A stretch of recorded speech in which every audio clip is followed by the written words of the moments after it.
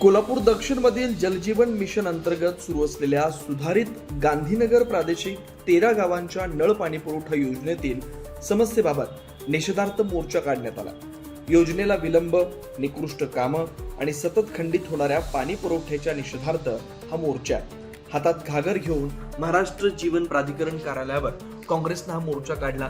या मोर्चाला माजी आमदार ऋतुराज पाटील, जिल्हा परिषद सदस्य, पंचायत समिती सदस्य, विविध गावचे सरपंच, ग्रामपंचायत सदस्य, महिला आणि कार्यकर्ते मोठ्या संख्येने उपस्थित होते। गांधीनगर पाणी पुरवठा योजनेच्या दिरंगाईसाठी घागर मोर्चा हा आम्ही MGP ऑफिसवर या ठिकाणी घेऊन आलो होतो आणि खऱ्या अर्थानं 2022 ला ही योजना मंजूर झाली आणि अजून देखील 27 महिन्याची मुदत होती आणि 4 वर्ष झालं ही योजना पूर्ण करण्यात आलेली आहे।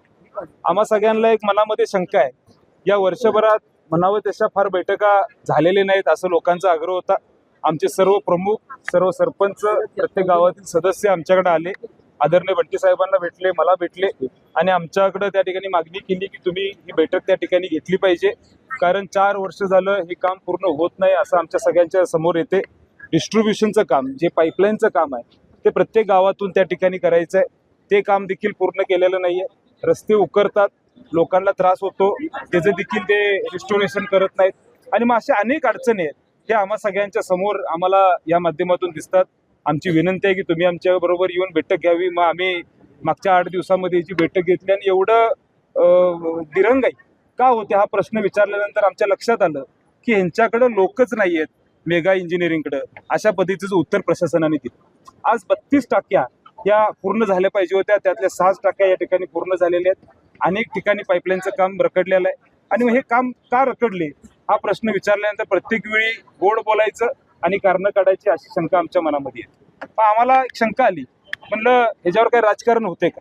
आज जर आपण विचार केला तर हे वर्षभरात फार बैठका झाल्या नाहीत असं प्रशासनाचं उत्तर आम्हाला होतं। मी म्हणलं ही योजना ही या 13 गावातील लोकांसाठी आपण आणली आहे। 3 लाखहून अधिक लोकांना याचं पाणी स्वच्छ आणि मुबलक पाणी मिळणार आणि मग योजना आणत असताना आमच्यामध्ये कुठलंही राजकारण मनामध्ये नाही आहे। आम्ही श्रेयवाद करत नाही। माझी अजून देखील या सरकारला विनंती आहे, नारळ तुम्ही फोडा, काय हरकत नाही, पण किमान आमच्या लोकांना पाणी द्या। कुठलंही यामध्ये राजकारण न आणता लोकांना वेठीस धरू नका, हे आमचं त्या ठिकाणी मागणी आहे। म्हणून आम्ही सरकारला या ठिकाणी जाब विचारायला, प्रशासनाला जाब विचारायला आणि या मेगा इंजिनिअरिंगतील सगळ्या सहकाऱ्यांना जाब विचारायला इथं आलो।